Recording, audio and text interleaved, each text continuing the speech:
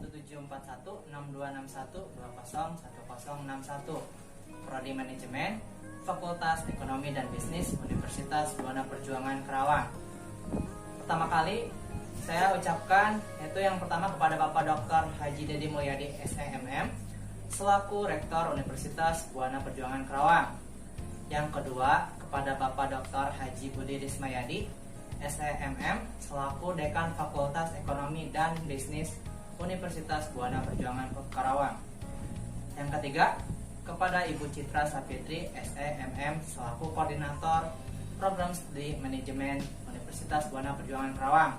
Yang keempat kepada Ibu Flora Patricia Angela SEMM CHRM selaku dosen pembimbing lapangan Universitas Buana Perjuangan Karawang.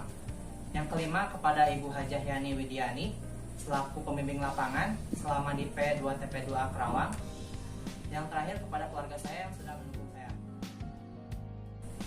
Baik, selanjutnya akan masuk ke materi pembahasan hasil kerja praktek selama 1 bulan di P2TPA 2 Karawang, yaitu dengan mengambil judul motivasi kerja pegawai di P2TP2A Kabupaten Karawang. Yang melatar belakangi yaitu motivasi merupakan sebuah dorongan untuk melakukan tindakan atau perbuatan dengan menunjukkan intensitas individu, arah, ketekunan untuk mencapai tujuan yang ingin diraihnya sehingga menimbulkan kepuasan dalam bekerja.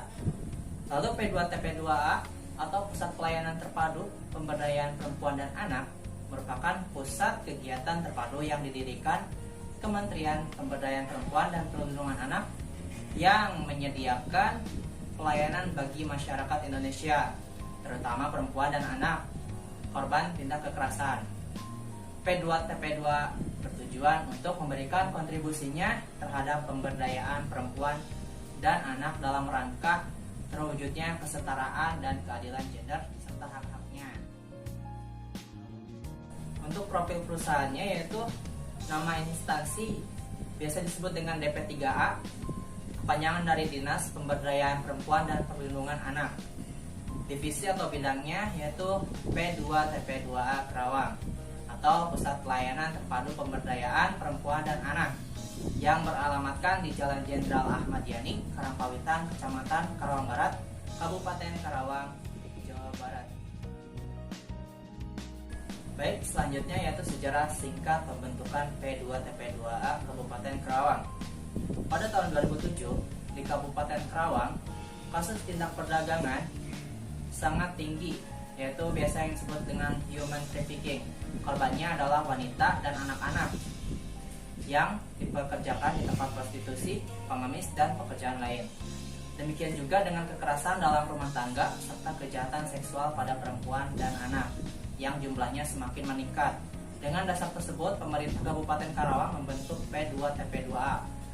P2TP2 Kabupaten Karawang pertama kali dibentuk pada tahun 2012 sesuai dengan Surat Keputusan Bupati Karawang nomor 800 Keputusan 845 Hukum 2012 sebagai wadah pelayanan pemberdayaan perempuan dan perlindungan anak yang berbasis masyarakat dengan fungsi memfasilitasi penyediaan berbagai pelayanan untuk masyarakat baik fisik maupun non fisik yang meliputi informasi, rujukan, konsultasi atau konseling serta kegiatan lainnya. Lalu masuk ke tinjauan pustaka. Yang pertama grand theory, yaitu manajemen. Menurut beberapa ahli, menurut Hasibuan 2011 mendefinisikan bahwa manajemen adalah ilmu dan seni mengatur proses pemanfaatan sumber daya manusia dan sumber daya lainnya secara efektif dan efisien untuk mencapai suatu tujuan tertentu. Sedangkan menurut Ibrahim tahun 2016 mendefinisikan bahwa manajemen merupakan proses yang khas yang terdiri dari tindakan, perencanaan, pengorganisasian, menggerakkan, dan pengawasan yang dilakukan untuk menentukan serta mencapai sasaran-sasaran yang telah ditetapkan melalui pemanfaatan sumber daya manusia serta sumber-sumber lain. Dapat disimpulkan dari dua pendapat ahli tersebut, yaitu manajemen adalah ilmu dan seni yang mengatur pemanfaatan sumber daya manusia dan sumber daya lainnya dengan melakukan perencanaan, pengorganisasian, menggerakkan dan pengawasan secara efektif dan efisien untuk mencapai sasaran-sasaran yang telah ditetapkan suatu perusahaan untuk tujuan tertentu dalam jangka panjang. Lalu middle theory, yaitu manajemen SDM. Menurut dua para ahli, yaitu yang pertama menurut Malayu SP Hasibuan tahun 2012, ialah MSDM adalah ilmu dan seni mengatur hubungan dan peranan tenaga kerja agar efektif dan efisien membantu terwujudnya tujuan perusahaan, karyawan, dan masyarakat. Sedangkan menurut Mangkunegara oleh Arif Yusuf Amali tahun 2018 mendefinisikan manajemen sumber daya manusia sebagai suatu perencanaan, pengorganisasian, pengkoordinasian, pelaksanaan, dan pengawasan terhadap pengadaan, pengembangan, pemberian balas jasa, pengintegrasian, pemeliharaan, dan pemisahan tenaga kerja dalam rangka mencapai tujuan organisasi. Dapat disimpulkan bahwa manajemen sumber daya manusia adalah ilmu dan seni yang mengatur sumber daya manusia yang melalui tahap perencanaan, pengorganisasian, pengkoordinasian, pelaksanaan, dan pengawasan terhadap pengadaan, pengembangan, pemberian balas jasa, pengintegrasian, pemeliharaan, dan pemisahan tenaga kerja secara efektif dan efisien untuk mewujudkan tercapainya suatu tujuan organisasi. Lalu yang ketiga, ring teori, yaitu motivasi. Menurut para ahli, yang pertama menurut Doni Junipriansa tahun 2014 mengemukakan bahwa motivasi berasal dari kata lain Latin movere yang berarti dorongan, daya penggerak atau kekuatan yang menyebabkan suatu tindakan atau perbuatan. Sedangkan menurut Robbins tahun 2006 yang dikutip oleh Doni Junipriansa tahun 2014, yaitu menyatakan bahwa motivasi adalah proses yang menunjukkan intensitas individu, arah, dan ketekunan dari upaya menuju pencapaian tujuan. Dengan kata lain dapat disimpulkan bahwa motivasi merupakan dorongan untuk melakukan tindakan atau perbuatan dengan menunjukkan intensitas individu, arah, ketekunan untuk mencapai tujuan yang ingin diraihnya sehingga menimbulkan kepuasan dalam bekerja. Lalu tujuan dari kerja praktik ini yaitu ingin memahami dan menjelaskan motivasi apa yang mendorong seorang pegawai dalam instansi pemerintah yaitu P2 TP2 Karawang. Padahal di daerah Karawang sendiri itu terdapat banyak industri-industri besar dan penghasilannya pun bisa lebih besar. Untuk metode yang dilakukan yaitu penulisan artikel menggunakan metode deskriptif, library research, dan yang terkait dengan pelaksanaan kerja praktek. Data yang diperoleh melalui wawancara dengan pegawai PNS dan honorer di P2 TP2 Karawang. Nah, untuk tugas-tugas yang dilakukan yaitu yang pertama, tugas utama yang saya lakukan yaitu membantu laporan pembuatan entry data baru dari Microsoft Word ke Microsoft Excel. Lebih tepatnya saya membuat dokumen baru, yaitu memperbarui dokumen-dokumen yang baru dari Word ke Excel agar mempermudah dalam penginputan data. Misalkan dalam penginputan jumlah tamu yang datang, lalu jumlah kekerasan di berbagai kecamatan, dan lainnya. Yang kedua, tugas pendukung. Yang pertama, pengisian form pelaporan, yaitu memberikan panduan pengisian formulir pelaporan untuk para klien atau tamu yang melapor kejadian kekerasan yang terjadi kepada dirinya sendiri, keluarga, teman maupun tetangganya. Yang kedua, mempelajari kasus-kasus, di mana mempelajari kasus-kasus yang terdapat di Kabupaten Karawang, seperti kasus KDRT, pelecehan seksual terhadap anak dan perdagangan manusia, asuh anak, dan lainnya. Selanjutnya yaitu uraian pelaksanaan atau kegiatan kerja praktek. Ini adalah selama kegiatan yang saya lakukan selama 1 bulan penuh, yaitu dimulai pada tanggal 20 Januari 2020 sampai tanggal 17 Februari 2020. Lalu selanjutnya yaitu selain dari kegiatan di atas, uraian kegiatan di atas tadi, saya melakukan wawancara dengan para pegawai. baik dari pegawai PNS maupun honorer. Dan hasilnya yang pertama, yang disampaikan oleh pegawai PNS yaitu motivasi yang mendorong mereka untuk bergabung menjadi bagian dari P2TP2 Kabupaten Karawang, yaitu karena tingkat kekerasan, pelecehan seksual, tindakan jual beli manusia atau yang biasa disebut trafficking, dan pengambilan hak-hak khususnya terhadap perempuan dan anak di Karawang sangat tinggi jumlahnya. Nah, itu juga baru yang melapor saja, masih terdapat ada masyarakat yang takut untuk melapor, sehingga disitulah menumbuhkan rasa ingin membantu mereka dalam permasalahan tersebut. Mereka sukarela dengan membantu, bahkan waktu kerja mereka yaitu 24 jam melayani masyarakat yang memiliki masalah tersebut. Padahal waktu kerja yang telah dijadwalkan dalam sebuah instansi tersebut yaitu pukul 8 pagi sampai pukul 3 sore, aktualnya mereka bekerja yaitu 24 jam.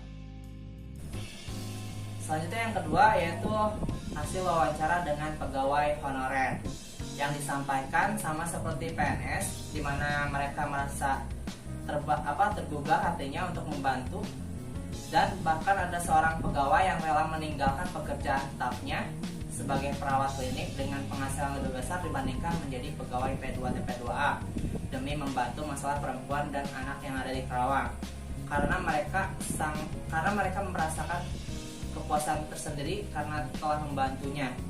Dalam hal ini saya bukan hanya mewawancari saja, tetapi dalam hal ini saya bukan hanya memahami dalam wawancara saja, tapi juga dengan tindakan dan sikap para pegawai yang bisa saya lihat setiap harinya selama 1 bulan. Selanjutnya, selama dilaksanakannya praktek kerja selama 1 bulan, saya menemukan satu permasalahan yang terjadi di P2TP2 Kabupaten Karawang, tepatnya pada kasus perebutan hak anak, di mana salah satu seorang pengacara datang ke P2TP2 Karawang, yaitu pengacara dari pihak lawan klien.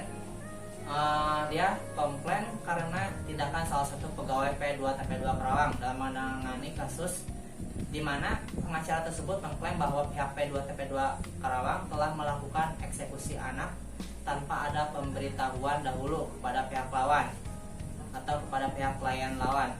Dan pihak P2TP2 pun menyatakan bahwa apapun kegiatan baik itu pendampingan maupun eksekusi, pihak P2TP2A selalu menerima surat perintah dahulu untuk melakukannya. Sedangkan pada saat itu tidak ada surat perintah eksekusi apapun yang datang ke P2TP2 Karawang. Maka disimpulkan bahwa salah seorang pegawai P2TP2 Karawang melakukan tindakan dengan kehendak sendiri tanpa mengikuti prosedur dan pemberitahuan kepada pihak P2TP2A maupun pihak lawan. Nah, untuk solusinya yaitu dari permasalahan tersebut, jelas masalah yang tadi itu terjadinya miskomunikasi. Nah, untuk solusinya dari permasalahan tersebut yaitu kurangnya komunikasi antar pegawai P2TP2 Karawang, yaitu lakukanlah komunikasi sekecil apapun itu, karena agar tidak dapat terjadi kesalahpahaman antar pihak pegawai P2TP2 Karawang, klien, pihak lawan, dan juga untuk tercapainya sebuah tujuan atau misi. Untuk kesimpulannya, P2TP2 Karawang merupakan instansi pelayanan untuk masyarakat, khususnya untuk perempuan dan anak yang mengalami tindak kekerasan, pelecehan seksual, trafficking, dan lainnya yang menimbulkan hak-hak seorang hilang. Dengan tingginya tingkat kasus kekerasan di Kabupaten Karawang, sehingga oleh karena itu menjadikan sebuah dorongan untuk pegawai P2TP2A untuk memberikan pelayanan berupa rumah aman, bimbingan konseling, serta pendampingan hukum bagi para korban. Untuk sarannya, untuk bagi kita maupun masyarakat maupun teman-teman Universitas Buana Perjuangan Karawang, apabila kita, teman, keluarga atau tetangga kita yang mengalami tindak kekerasan, jangan takut untuk melapor. Dan dapat diharapkan apabila kita mengetahui dan juga dapat diharapkan apabila kita mengetahui sebuah kasus, janganlah kita menyebarkan di media sosial ataupun lainnya, tentang identitasnya, khususnya muka, khususnya wajah identitas korban, karena hal tersebut bisa menimbulkan kekhawatiran mengganggu psikis korban tersebut maupun keluarganya. Nah, untuk pihak P2TP2 Karawang, yaitu sarannya lebih ditingkatkan lagi komunikasi antar sesama pegawai, juga kepada para klien pihak lawan, agar tidak terjadi kesalahpahaman yang terjadi seperti tadi, yaitu miskomunikasi. Baik, selanjutnya yaitu inilah dokumentasi foto kegiatan selama 1 bulan. Yaitu yang pertama itu dimana saya melakukan penginputan laporan administrasi atau data entry, ya dimana di situ tuh saya tuh menginput tentang jumlah tamu yang datang, jumlah kasus yang ada selama 1 bulan ataupun setiap harinya dan yang datang melapor. Lalu yang kedua itu penerimaan tamu, klien atau korban yang melapor, juga membantu panduan untuk mengisi formulir tamu atau klien atau korban yang datang. Lalu selanjutnya yaitu dimana kita diwawancarai dan masuk koran. Dan cukup sekian dan terima kasih. Mohon maaf apabila ada kesalahan kata-kata atau ucapan yang saya tidak berkenan. Mohon maaf. Wassalamualaikum warahmatullahi wabarakatuh.